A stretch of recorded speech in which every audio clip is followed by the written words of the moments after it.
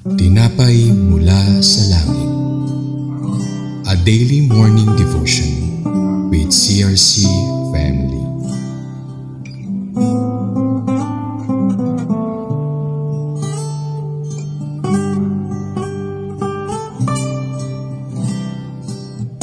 Magandang umaga po sa ating lahat. Ako po si Jaconesa Ofelia ng CRC Manila. Nagpapasalamat po ako sa ating Panginoon at ako ay nabigyan muli ng pagkakataon maihayag ang kanyang salita dito sa Tinapay mula sa langit. At sa umagang ito, tayo po ay manalangin. Panginoong Hesus na makapangyarihan sa lahat, ikaw po ang aming dinadakila at sinasamba sa araw nito. Nagpapasalamat po kami sa inyo sa aming buhay na iyong pinagkatiwala sa amin sa oras na ito. Tunay Panginoon na ikaw lamang ang dapat mapuri at madakila. Sa pangalan ng iyong anak na si Jesus, nawa mapagpala ang lahat na makikinig ng salita mo.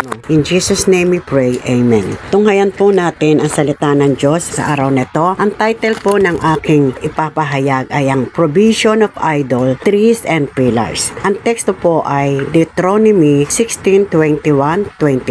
Pagbulay-bulayan po natin ang salita ng Diyos. Ang sabi po rito sa verse 21, "Do not set up wooden Asherah pole beside the altar you build to the Lord your God." Ang verse 22 po, "And do not erect a sacred stone, for this the Lord your God hates." So ang introduction po ng aking mensahe ay ito po. Ang Deuteronomy 16:22 na ating binasa ay nakasaad ang pagbabawal ng Diyos sa pagtatayo ng puno at haligi bilang pagsamba sa ibang Diyos. At sinabi din sa salitang ito, huwag kang magtatanim punong kahoy na may animo ng dambana sa pagsamba. Dito ay ipinakita din ng Diyos ang pagsamba ay para lamang sa Kanya at hindi pa sa mga gawa ng kamay ng tao.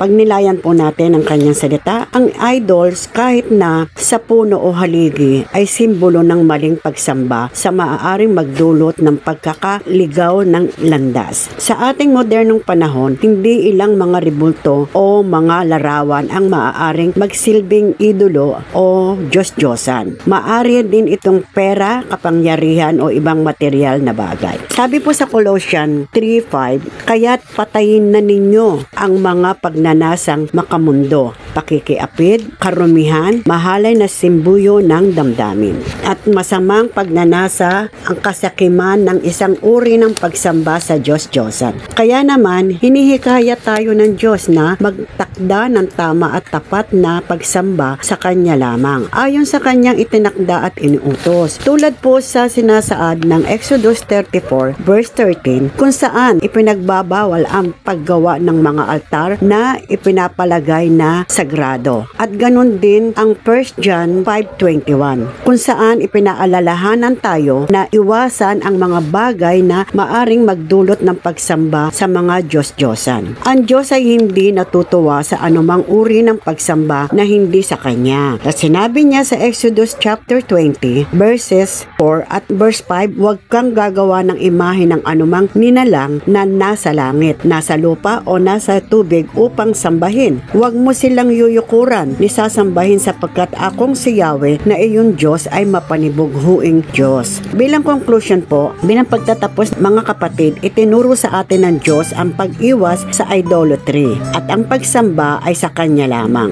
Basahin po natin ang John chapter 4 verse 24. Ang sabi ni Jesus, "God is Spirit and His worshipper must worship in the Spirit and in truth." Tayo po ay manalangin. Ama, maraming salamat po sa inyong salita na iyo pong ibinigay sa amin sa araw na ito na pag-aaral namin. Nawa ay may natutunan po kami at maisapuso't isip namin ito. Panginoon, nawa ang debosyon namin sa araw-araw na ito ay maibahagi namin sa aming mga kapatid, sa aming mga kamag-anak, kaibigan, upang sila din po ay makarinig ng iyong salita. Gamitin mo po ang bawat isa sa amin, gamitin mo po kami upang kami po ay maka-win ng soul para maibigay namin ito sa inyo. At dalangin din namin, Panginoon, sa inyo ang buong araw na ito. Holy Spirit, ikaw ang siyang manguna. At muli mga kapatid, tunghayan po natin muli bukas. Tayo po ay makinig muli at manood ng ating Tinapay mula sa langit sa pang-araw-araw natin devotion mula alas 5:30 ng umaga. Salamat po ng maraming.